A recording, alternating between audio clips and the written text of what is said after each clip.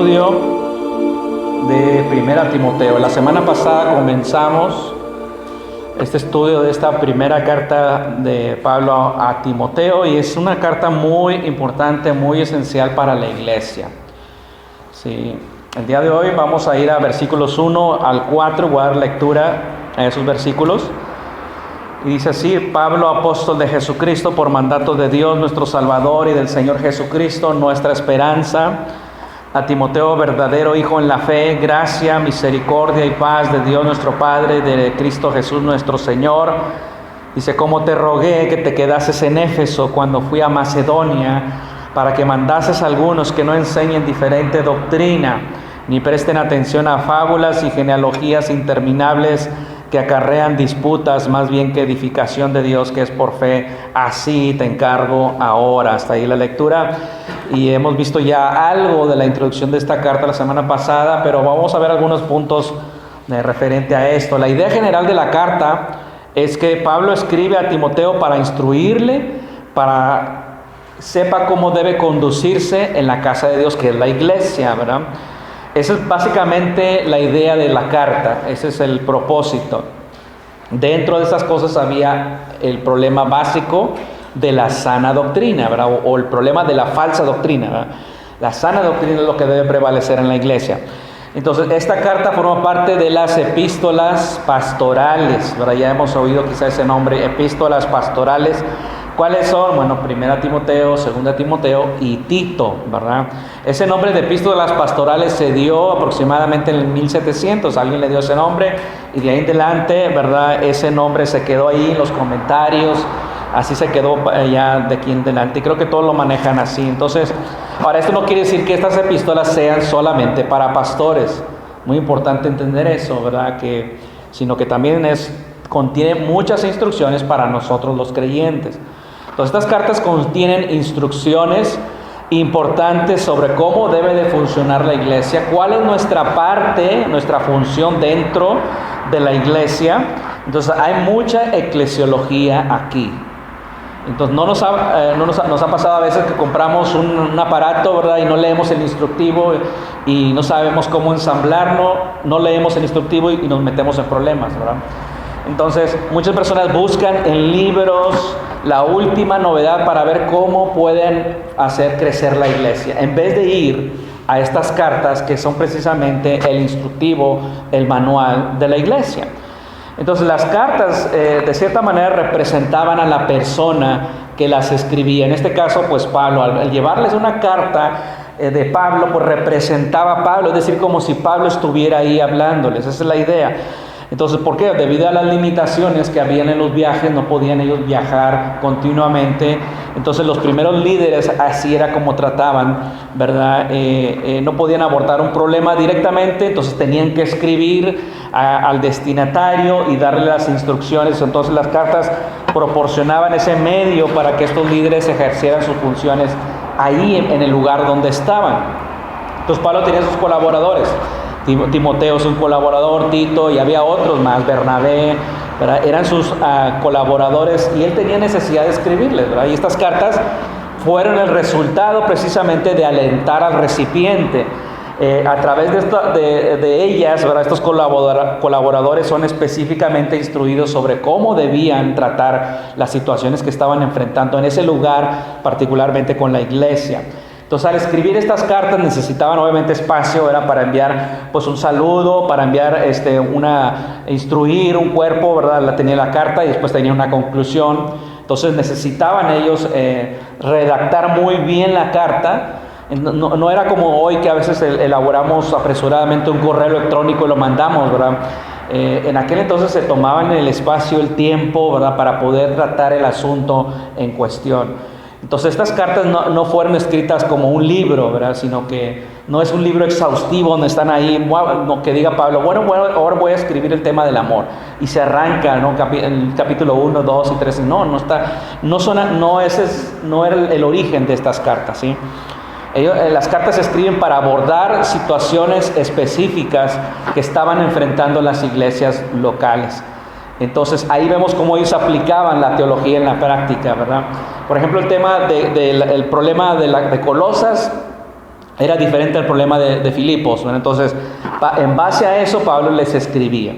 Entonces, no se escribían, como les decía, de forma apresurada. Entonces, estos se tomaban su tiempo, y por esta razón debemos ser cuidadosos en cómo nosotros aplicamos un determinado texto de una de estas cartas, ¿verdad? Porque si no tomamos en cuenta el trasfondo, lo vamos a aplicar mal. Entonces, por ejemplo, los Gálatas, habíamos estudiado que estaban luchando contra el legalismo, ¿verdad? Y necesitaban oír la palabra de Pablo, una palabra de Pablo sobre la libertad que tienen en Cristo, que el cristiano tiene en Cristo. Santiago, por ejemplo, escribía a personas que tendían a ser religiosos y necesitaban que se les recordara que la fe genuina produce obras. Entonces, cuando vamos a Gálatas, leemos Gálatas 2:16, por las obras de la ley nadie será justificado. Luego vamos a Santiago y dice Santiago, el hombre es justificado por las obras. Entonces, ¿qué está pasando ahí, bro? ¿Hay una contradicción o qué? Entonces, si no vemos las cartas como ocasionales, como situacionales, ¿sí?, vamos a malentender el significado, el propósito y el mensaje de estas cartas. Y, por ejemplo, vamos a concluir erróneamente que Pablo no cree en las obras como producto de salvación, y Santiago no entiende el concepto de la libertad en Cristo.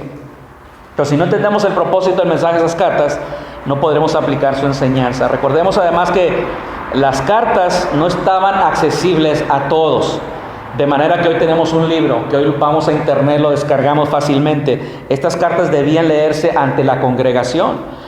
Llegaba la carta de Colosenses, por ejemplo, y se leía así seguida la carta ante la iglesia, durante las reuniones semanales. ¿Por qué? Porque las copias eran muy caras, ¿verdad? Era un lujo tener copias o tener libros, pergaminos, etcétera, ¿verdad? Entonces, y por eso la carta tenía esa estructura de que venía una apertura, un saludo, un cuerpo y una conclusión. Entonces, había obviamente variaciones, y precisamente esas variaciones que hay cuando se introduce una carta nos dan pauta para tratar el tema, para ver cuál es el tema de la carta. Entonces, si recordamos, por ejemplo, Gálatas, que veíamos que Pablo les dice, hermanos, a los que están a las iglesias de Galacia, les dice, paz a vosotros, gracia y paz. Amados hermanos, doy gracias a Dios por ustedes. No dice eso. No les dice, estoy orando por ustedes. No, de repente, repentinamente entra y dice, estoy maravillado de que se hayan abandonado el Evangelio de Cristo. Entonces, eso dicta el tono de la carta, ¿verdad? Y ahí fue Pablo muy severo con estas iglesias, porque se estaban alejando del Evangelio. Entonces, y aquí vemos en esta carta precisamente el tono. Al principio de la carta vemos este tono de la carta, como vamos a ver, un poquito diferente, ¿verdad?, a Gálatas, pero sí tiene una variación. Así que vamos a comenzar este estudio de esta carta precisamente con el saludo inicial de esta carta. Recordemos que esta carta la situamos al final del libro de los Hechos. Recuerdan que el libro de los Hechos termina simplemente diciendo, y Pablo predicaba abiertamente la palabra. Y ahí se acaba el libro. Entonces, después de él estaba prisionero ahí, pero después sale libre. Y después vuelve a ser prisionero, y es cuando escribe 2 Timoteo.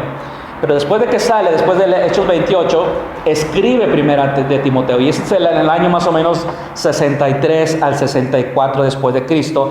Esto quiere decir que en el libro de los Hechos no podemos situar esta carta de 1 Timoteo, porque fue tiempo después, ¿ok? Entonces, la idea del pasaje es que Pablo encarga urgentemente a Timoteo corregir a la iglesia de Éfeso. Y vamos a ver cómo en este encargo hay 2 elementos del encargo de Pablo a Timoteo que nos invitan a revisar nuestra doctrina. 2 encargos de Pablo a Timoteo que te invitan a revisar tu doctrina. El liderazgo es clave para que una iglesia funcione correctamente. Un liderazgo piadoso, un liderazgo que tenga sana doctrina, es importante para que una iglesia funcione. La iglesia de Éfeso tenía problemas de liderazgo, y esa es la situación, ¿verdad? Y Pablo está escribiendo a un discípulo, a Timoteo, que se encuentra en esta ciudad, que es en Éfeso, donde estaba esta iglesia. Entonces veamos el saludo, el versículo 1, y dice primeramente, vamos a ver el autor, Pablo, el apóstol, Pablo, apóstol de Jesucristo, dice, y es importante conocer al autor.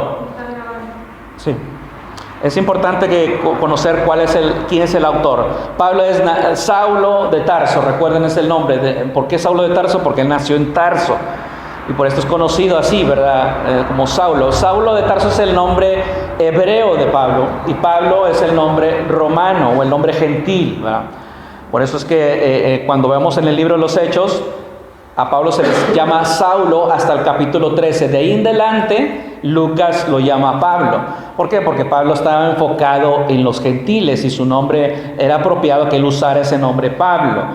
Entonces, él era el apóstol a los gentiles, tenía una educación tradicional, ortodoxa, y él se describe ahí en Filipenses 3:5, circuncidado al 8º día, del linaje de Israel, de la tribu de Benjamín, hebreo de hebreos en cuanto a la ley, fariseos, era un judío, ¿verdad?, de hueso colorado, como decimos hoy. Y Gálatas también nos dice, en el judaísmo, Gálatas 1:14, aventajaba a muchos de mis contemporáneos en mi nación, siendo mucho más celoso de las tradiciones de mis padres. Y precisamente ese celo es el que dice en Filipenses 3:6, en cuanto a celo, perseguidor de la iglesia. Él persiguió a la iglesia, ¿verdad? Fue muy implacable. Y entonces mientras perseguía a la iglesia, Cristo, el Cristo resucitado, se le apareció en camino a Damasco y su conversión ahí fue dramática. En ese momento quedó ciego y fue salvo de sus pecados. Y recuerdan que Ananías, ¿verdad?, va con él, Dios lo manda a Ananías, un siervo llamado Ananías, lo manda a Pablo y Dios le dice a Ananías que instrumento escogido me es este para llevar mi nombre ante los reyes y gentiles, le dice ahí Dios a Ananías. Entonces ese sería el ministerio de Pablo. Entonces Pablo se identifica aquí como apóstol y esto lo hace casi en todas sus cartas, ¿verdad?, a excepción de 3, por ahí 4. Entonces, ¿qué es un apóstol? ¿Verdad? Es importante también esto entender porque aquí lo menciona Pablo, yo soy apóstol, ¿verdad? Eso se refiere a alguien que es un enviado con un mensaje autoritativo para entregarlo, ¿verdad? Eso es lo que es un apóstol. Ahora, recuerdan que Judas Iscariote era también un apóstol. Recuerdan que Jesús lo escogió. Entonces, cuando vamos allá al libro de los Hechos, en capítulo 1, Hechos 1, ya Judas ya se había suicidado. ¿Recuerdan? Él se suicida al haber traicionado a Jesús, ¿verdad? Se suicida él posteriormente. Entonces vemos en Hechos capítulo 1, el versículo 21, dice: es necesario pues que de estos hombres que han estado juntos con nosotros todo el tiempo que el Señor Jesús entraba y salía entre nosotros, comenzando desde el bautismo de Juan hasta el día en que de entre nosotros fue recibido arriba, uno se ha hecho testigo con nosotros de su resurrección. Ahí está hablando del apostolado. ¿Qué era lo que necesitaba el candidato? De acuerdo a este versículo, necesitaba haber estado con el Señor Jesús todo el tiempo, desde el bautismo de Juan hasta el día en que fue resucitado. Desde ahí. Después dice el versículo 24, también dice el versículo 22, que uno sea testigo con nosotros de su resurrección. Un apóstol tenía que ser testigo de la resurrección de Cristo. Es decir, haber presenciado, ¿verdad?, que a Cristo resucitado. Y el versículo 24 dicen, este grupo que estaba ahí oraron y dijeron: tú, Señor, que conoces los corazones de todos, muestra cuál de estos dos has escogido para que tome la parte de este ministerio y apostolado de que cayó Judas por transgresión, para irse a su propio lugar. Y esto responde a la pregunta: ¿hay apóstoles hoy? Pues claramente aquí el candidato debía haber andado con Cristo en su ministerio terrenal. Número 2, debía haber sido testigo de la resurrección. Número 3, tenía que haber sido designado por el Señor mismo. La pregunta es: ¿Pablo cumplió esos 3 requisitos? Sí. Claramente el número 1 no, porque él no anduvo con Jesús en su ministerio terrenal. Él fue convertido hasta mucho después, ¿sí? Entonces él solamente cumplió esos 2. Entonces la pregunta es claro, ¿verdad?, que él no la cumplió, pero la pregunta es: ¿acaso él no sentó un precedente para que hubiera más apóstoles como Pablo? Y la respuesta es que no. ¿Por qué? Porque vamos a 1 Corintios capítulo 15, en su versículo 8, y él dice ahí: y al último de todos, como a un abortivo, dice, me apareció a mí, porque yo soy el más pequeño de los apóstoles, que no soy digno de ser llamado apóstol, porque perseguí a la iglesia de Dios. Pablo utilizó aquí la imagen de un nacimiento prematuro para dar a entender que su apostolado fue algo que surgió de una forma abrupta, ¿sí? Se podría decir que los 12 pasaron el desarrollo completo de la enseñanza desde Juan hasta la resurrección. Ellos recibieron nutrición apostólica, por decir así, de Cristo mismo, pero Pablo no, ¿verdad? Pablo no fue discipulado directamente por Cristo en su ministerio terrenal. Pero en cambio, pero sí llegó demasiado tarde, aunque sí vemos aquí que dice, él es un apóstol, ¿verdad? Cristo eligió a Pablo precisamente, se le apareció a él. Entonces este apostolado claramente era algo fuera de lo común, ¿sí? Él lo que está diciendo aquí es algo fuera de lo común. Debía haber estado en ese grupo, pero no estuve. Sin embargo, Cristo me llamó. Esto fue algo de una manera excepcional, extraordinaria, ¿verdad? Entonces es claro entonces que los 12 y el apóstol Pablo formaban el apostolado de una manera única y que no había nadie más como ellos, ¿sí? En ese sentido, no había nadie más. Entonces, por eso Pablo dice aquí, yo soy apóstol de Jesucristo. Él indica que Jesucristo lo comisionó a él personalmente, de la misma manera como a los demás, ¿verdad? Entonces, eso era importante. Entonces, los 12 y Pablo fueron comisionados por Cristo mismo, fueron escogidos personalmente por él y aprendieron el evangelio de él y no de hombre. Recuerdan lo que vimos en Gálatas, que Pablo no fue a los apóstoles, sino que Cristo mismo le enseñó el evangelio. Entonces él aprendió el evangelio de Cristo mismo. Ahora bien, en el libro de los Hechos encontramos a otros apóstoles, ¿sí? Bernabé es llamado apóstol, Epafrodito es llamado apóstol, Andrónico, Junías, Jacobo, el hermano del Señor, también es llamado apóstol. Pero no eran en el mismo sentido que los 12 y que Pablo también. Entonces, cuando se les llamaba apóstoles, eran simplemente emisarios o mensajeros de una iglesia o enviados por los mismos apóstoles. Esa es la idea. Entonces, hubo otros apóstoles, pero no como los 12 ni como Pablo, y no los habrá nunca más, ¿sí? Entonces, no hay apóstoles hoy, solamente hay apóstoles falsos. Y Dios pues, obviamente dispuso que Pablo pues, fuese comisionado, ordenado para ser apóstol. Y ese hecho enfatiza que Pablo no fue escogido como apóstol porque tuvo un título en la universidad, un doctorado, porque sabía mucho. No fue, es simplemente por decisión divina. De hecho, ni la opinión de él importó, ¿verdad? Simplemente Dios lo llamó y él entró al apostolado. Entonces es un oficio de carácter único. Y alguien puede decir, bueno, yo no soy apóstol como Pablo, pero puedo ser apóstol como Bernabé. Pues la idea es lo mismo, ¿verdad? En aquellos apóstoles eran enviados solamente de los otros apóstoles, eran enviados de las iglesias. Entonces ese apostolado no existe hoy. Entonces, ahora, ¿por qué Pablo comenzaría diciéndole a Timoteo que él es un apóstol? Timoteo podría pensar, bueno, Pablo, pues, ya hemos andado ya 15 años juntos, ¿verdad? ¿Por qué me dices otra vez que eres apóstol? Yo ya lo sé. ¿Cuál es la razón? Bueno, recordemos que esta carta está dirigida a Timoteo, pero sin duda tenía que haber sido leída ante la iglesia. ¿Por qué? Porque Timoteo va a ir a predicar, va a ir a enseñar, va a ir a corregir a la iglesia de Éfeso, y obviamente ahí le tendrían que preguntar y él le tendría que decir, oye, Pablo me mandó una carta y esto son las instrucciones. Y por eso pone ahí, yo Pablo, apóstol de Jesucristo. Entonces ahí estaba recibiendo instrucción directamente del apóstol Pablo. Por eso dice también, versículo 1, por mandato de Dios nuestro Salvador y del Señor Jesucristo nuestra esperanza. Por mandato quiere decir, ahí habla de autoridad, por la autoridad de Dios y del Señor Jesucristo. El apóstol hablaba en nombre de Dios. Por lo tanto, el contenido de esta carta es de carácter autoritativo. Y aunque Pablo escribe una carta personal, también es una carta oficial aquí. En sus cartas Pablo transmitía esa autoridad de la que Cristo le había delegado. Es decir, Dios hablaba a través de las palabras de Pablo. Entonces él tenía la autoridad, noten aquí, de Dios nuestro Salvador, es decir, aquel que es la fuente de salvación, y la autoridad del Señor Jesucristo, aquel que es nuestra esperanza, ¿sí? En la Biblia, el Dios Padre es llamado el autor de la salvación o el Dios de salvación. Y en las epístolas también es llamado Dios el Salvador. Y también Jesucristo es llamado el Salvador. Entonces, es interesante porque en el entorno, en el contexto, estaba Nerón. Y Nerón, él mismo se autoproclamó Salvador del mundo. Y por eso Pablo aquí establece muy claramente, solo Dios puede darse el título de Salvador, no un gobernante.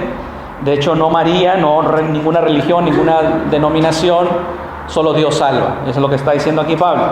Él es el Salvador del mundo, Salvador de todos los hombres, dice ahí Pablo en 1 Timoteo 4:10.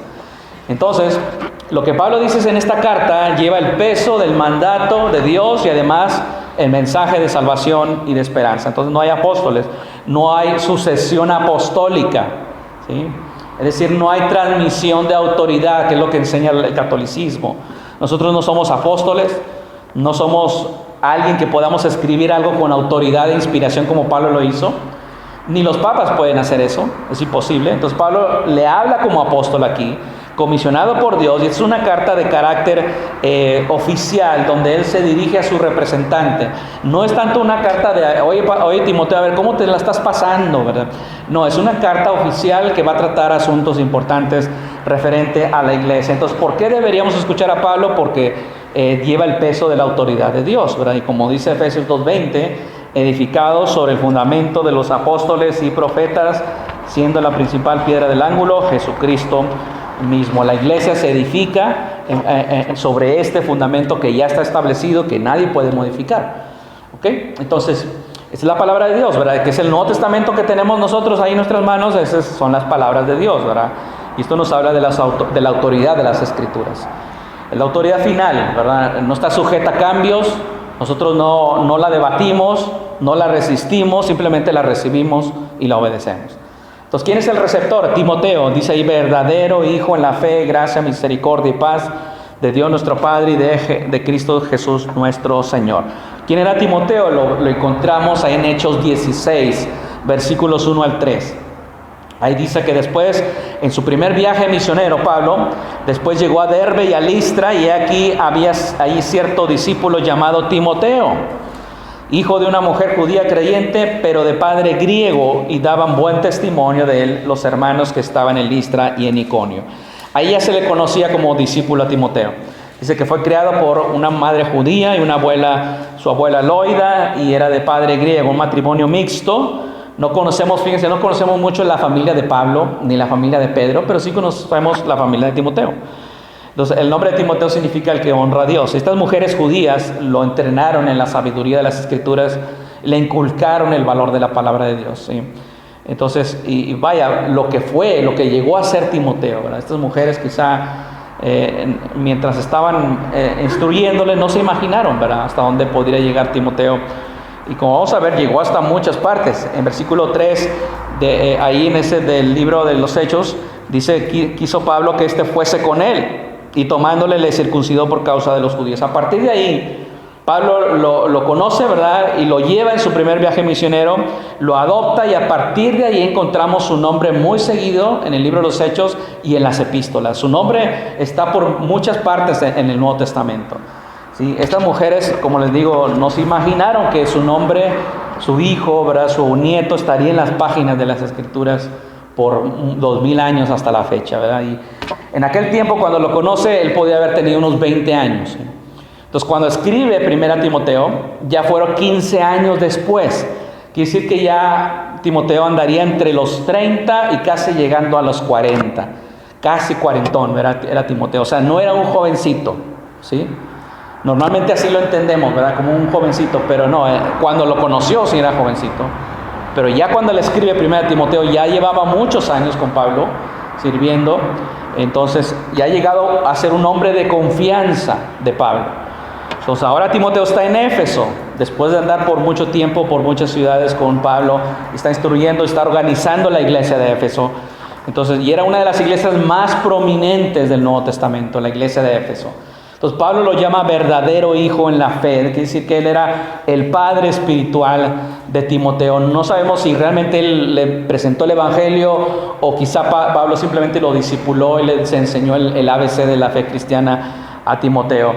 Entonces, pero está claro que tenía mucha confianza en Timoteo, llegó a ser uno de los colaboradores más devotos y más fieles. Entonces Timoteo es un amado colaborador de Pablo, y de hecho en 2 Timoteo 3:10 leemos que: pero tú has seguido mi enseñanza, conducta, propósito, fe, paciencia, amor, perseverancia. Fue un discípulo de Pablo al punto de que las características de Pablo eran las características de Timoteo. O sea, Pablo supo, ¿verdad?, inculcarle toda su forma de pensar, toda su forma de instruir, de enseñar, toda su sabiduría. Por eso dice en la fe. Sí, eso habla también de la doctrina. La doctrina de Pablo era la doctrina de Timoteo. ¿Okay? Entonces él era un hijo verdadero, eso se utiliza de un hijo legítimo. Entonces era un verdadero cristiano, o sea, no era un cristiano pirata, ¿verdad? O sea, medio falsificado, no. Claro que tenía debilidades, no era perfecto, ¿verdad? De hecho, Pablo menciona sus debilidades. Entonces eso habla que la Biblia no tapa, ¿verdad?, los errores, ¿verdad?, de los personajes de la Biblia. Habla de las virtudes y habla de los defectos de cada uno de los personajes de la Biblia. Pero en sí no había nada falso en el cristianismo de Timoteo. Y obviamente hoy hay mucho cristianismo falso, y de eso debemos aprender aquí de este hombre que fue genuino, ¿verdad?, un hombre entregado. Entonces, eso sí, la fe de Timoteo sobrepasaba a muchos en la iglesia de Éfeso. Por eso Pablo lo está llamando ahí, ¿verdad?, y le está diciendo, tú vas a ser ejemplo a la iglesia. Entonces era un peso enorme, ¿verdad? Entonces por eso dice también, tú eres un hijo en la fe, gracia, misericordia y paz. Esos son elementos de la salvación. ¿Sí? Somos salvos por gracia, hemos recibido misericordia, ¿sí? Merecemos juicio, pero Dios nos libra de las consecuencias del pecado, y el resultado de eso es la paz, ¿verdad? Pues tenemos paz con Dios y tenemos paz en nuestro corazón. Entonces claramente la gracia de Dios estaba sobre Timoteo, ¿verdad? Son elementos clave de nuestra salvación, pero también son elementos clave para poder seguir en el ministerio. ¿Sí? A través de la gracia, la misericordia y la paz podemos ser fortalecidos para servir al Señor. Y eso es lo que estaba aquí Pablo diciendo. En un sentido está orando por Pablo aquí. Yo oro para que la gracia, la misericordia y la paz estén contigo, Timoteo, en esta tarea que te voy a encargar. Entonces todo esto es importante, ¿verdad? Porque a la luz del capítulo 3, cuando empieza a hablar de los requisitos de los ancianos, Timoteo debía ser ese ejemplo, ¿sí? Entonces, por eso todo esto es bien importante, porque Pablo le está dando la autoridad. Tú vas a hablar con autoridad, con la misma autoridad apostólica que yo te estoy delegando a ti, ¿sí? Es lo que está diciendo Pablo. Entonces, y esto es clave, ¿verdad? Porque notamos que después de que se dirige Pablo aquí a Timoteo en el versículo 3, sin más preámbulos, empieza a abordar el propósito de la carta, el problema de la iglesia de Éfeso. Y eso es algo inusual, ¿verdad? No es porque Pablo estaba molesto con Timoteo, sino simplemente porque había una urgencia en Éfeso y debía abordar la situación rápidamente. Y esa es la gravedad de la situación que está pasando aquí, ¿verdad? Entonces vemos el encargo. ¿Cuál es el encargo de Pablo a Timoteo? Ahí el versículo 3 dice, como te rogué que te quedases en Éfeso cuando fui a Macedonia. Pablo le está diciendo, enfócate en la tarea que te he delegado. Sí, Timoteo debía corregir a la iglesia de Éfeso. Enfócate en tu tarea, dice Pablo, y permanece en ese lugar, en Éfeso. Y es una exhortación ahí a permanecer fiel en ese lugar para cumplir la tarea asignada. ¿Dónde era? Pues en Éfeso, ahí debía desempeñar esa tarea. Ahora, no era fácil, les decía, Éfeso era famosa por su paganismo. Se adoraban más de 50 dioses y diosas diferentes. Entonces no era una ciudad de la cual podía haber una vida tranquila. Era una ciudad estratégica, económicamente muy próspera. Era un puerto, ¿verdad? Ahí se situaba el imponente templo de la diosa Artemisa, que era una de las 7 maravillas del mundo antiguo. Entonces, y eso traía una entrada económica muy fuerte. Era una ciudad fuerte económicamente. Quizá la primera de aquel entonces a manera de un banco, ¿verdad? Parecía como un banco porque era una institución financiera grande, y la idolatría era enorme, era grande, era abundante, había ideologías, había filosofías. En Hechos 19 se recuerdan que allá cuando se convierten varios queman un montón de libros. Dice que dentro del montón de esos libros el precio eran como 50,000 piezas de plata, que era básicamente un costo de libros que era por 50,000 días de trabajo de un obrero. Entonces había mucho paganismo, muchos estudiantes de estas filosofías y de la magia. Entonces la situación, ¿verdad?, era complicada, y Timoteo estaba ahí, y Pablo le dice, te rogué que te quedases en Éfeso. Y eso nos da la idea de que probablemente quizás Timoteo se estaba siendo intimidado o se estaba viendo insuficiente, ¿verdad?, para poder cumplir esa tarea. sea, era complicado. Entonces Pablo le dice, tú no puedes irte, tú debes de permanecer ahí. Tú me representas ahí a mí y además representas a Cristo allí en esa iglesia. Entonces el problema de Éfeso era que ya no se podía confiar en el liderazgo de ahí porque había falsos maestros, había falsa doctrina en esa iglesia. Noten, esto es en la iglesia, no afuera, ¿verdad? En la afuera es claro que había paganismo, pero dentro de la iglesia ya se había infiltrado la falsa doctrina, porque había maestros, falsos maestros que estaban ahí, y los cuales más adelante Pablo hace mención de ellos. Entonces Pablo había hecho una gran obra en Éfeso. Éfeso es el lugar donde más tiempo Pablo permaneció en un lugar, ¿sí? Entonces, y Pablo era insistente, ¿verdad? Era muy intrépido, y seguirle el paso a Pablo era complicado. Seguirle los pasos, seguirle el ritmo, la intrepidez, la valentía de Pablo era complicada, ¿verdad? Entonces creo que ahí Timoteo probablemente se estaba viendo intimidado, ¿verdad? Entonces, ¿cuál es la tarea? Dice el versículo 3. Noten la tarea: para que mandases a algunos. Para que mandases a algunos. La tarea básica de Timoteo era proteger la sana doctrina. Y para poder proteger la sana doctrina, una de las cosas que debe hacerse es no permitir que se enseñe el error.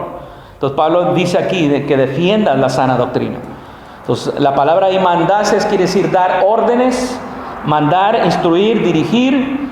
¿Sí? Se traduce como un mandamiento en el versículo 5 y en el versículo 18 se traduce como mandamiento. Entonces Pablo está diciendo, te mando que te quedes, que te mando que ordenes, más bien, te ordeno que mandes a algunos que están ahí. ¿Sí? Entonces esta palabra manda es algo que está en esta carta, 4:11, 1 Timoteo 4:11, esto manda y enseña. 1 Timoteo 5:7, manda también estas cosas para que sean irreprensibles respecto a las viudas. 1 Timoteo 6:13, te mando delante de Dios. 1 Timoteo 6:17, a los ricos de este siglo manda que no sean altivos. Esto es lo que tenía que hacer Timoteo, ordenarles.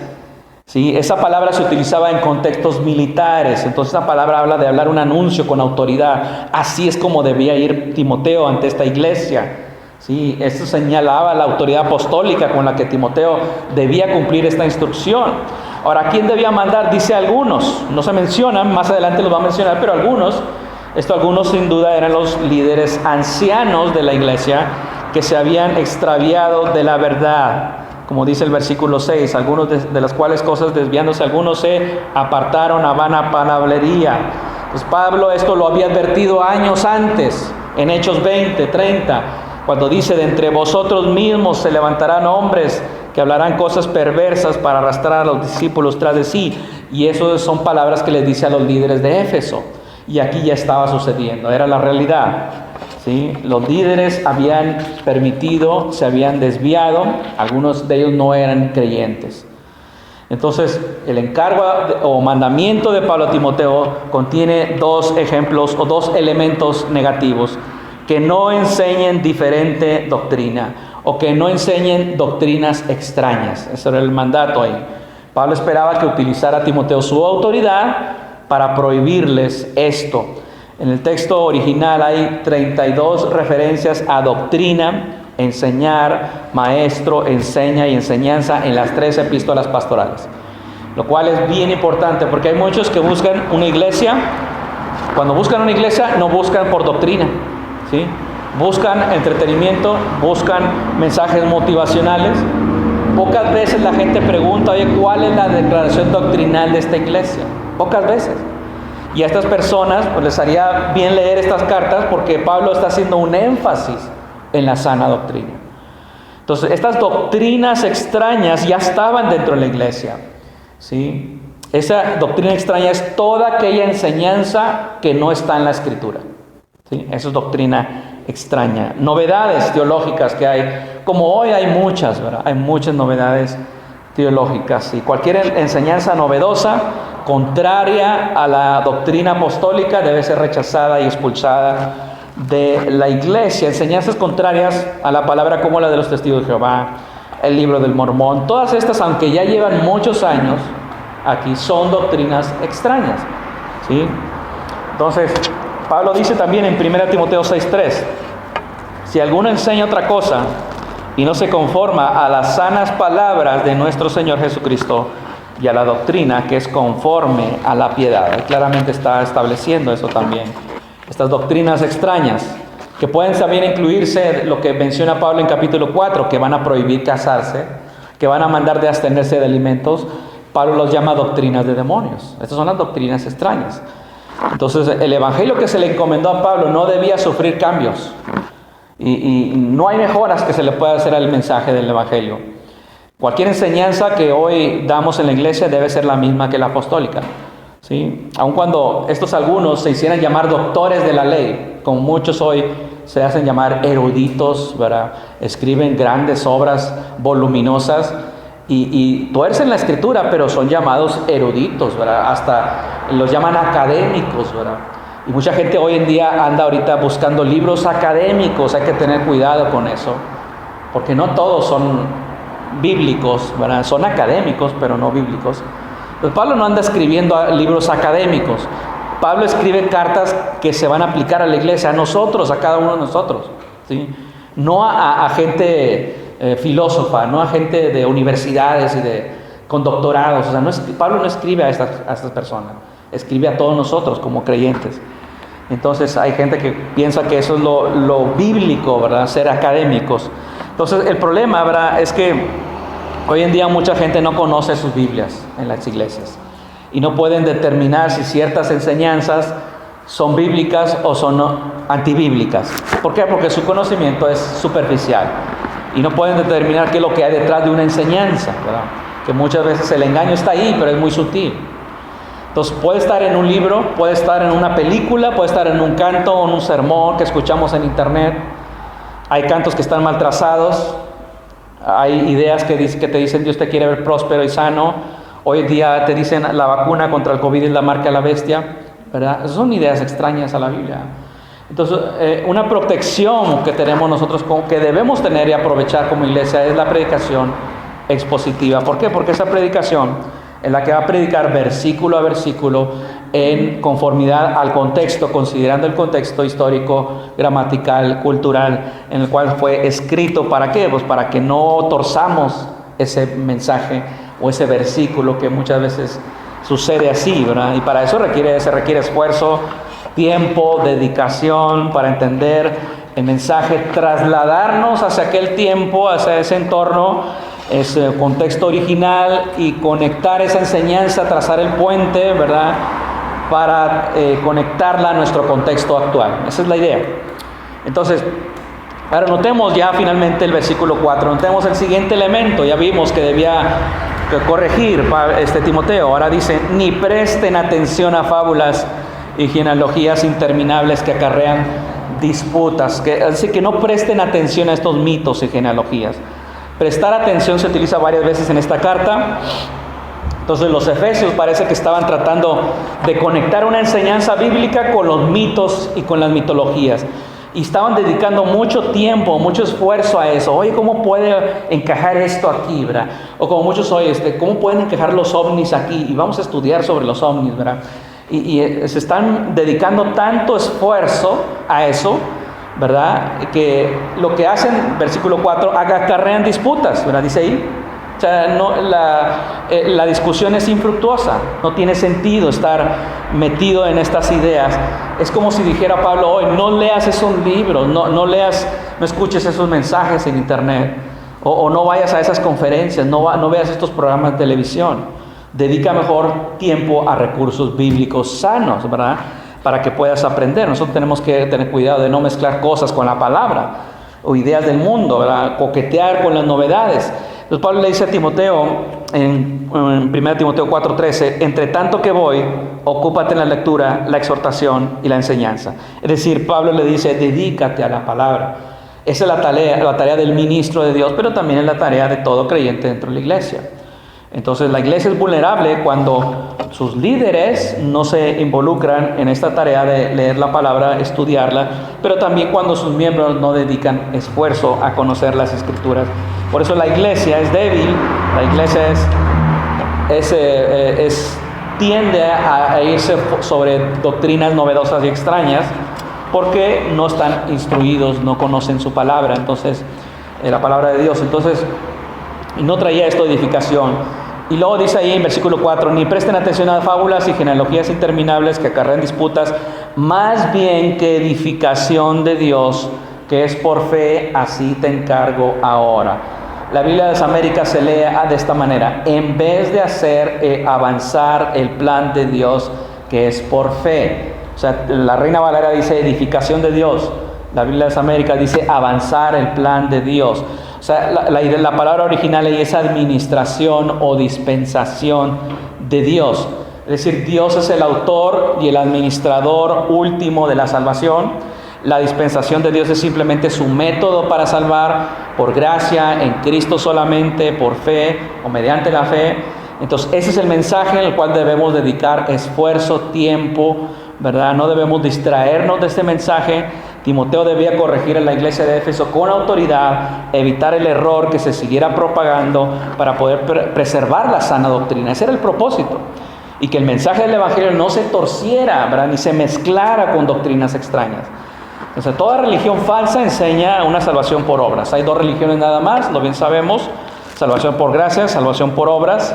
La religión del logro divino, la religión del logro humano, una te lleva a la gloria y la otra te lleva a la perdición para siempre, eterna. Entonces, nuestras convicciones no deben fluctuar, deben estar firmes en la sana doctrina y en el Evangelio. Y como Pablo le dijo a los Gálatas, con eso termino: mas si aún nosotros o un ángel del cielo os anunciaron otro evangelio diferente del que os hemos anunciado, sea anatema.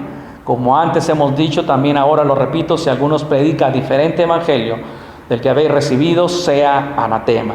Ese era el encargo de Pablo a Timoteo, que nos hablan de cuán importante es la sana doctrina en una iglesia, y por lo tanto nos invitan a evaluar, revisar y corregir nuestra doctrina. Amén. Oremos a Dios. Padre nuestro, te damos gracias por esta oportunidad. Te damos las gracias, Señor, por poder reunirnos nuevamente para estudiar tu palabra. Permite que tu palabra, Señor, sea arraigada en nuestros corazones. La atesoremos, Padre, de tal manera que haya fruto en nuestra vida. Que esta semana podamos aplicarla, Señor, a nuestra vida. Ayúdanos, Padre, a seguirte siendo fieles. Ayúdanos, Señor, a poder afrontar el desafío de poder seguir avanzando en la fe, Padre, que podamos ser una iglesia sana. Guárdanos, Padre, del enemigo, guárdanos, Señor, de nosotros mismos, para que el Evangelio, la sana doctrina, sea preservada en nosotros. Te lo pedimos en el nombre de Jesucristo. Amén. Amén y amén. Amén, hermanos. Buen día.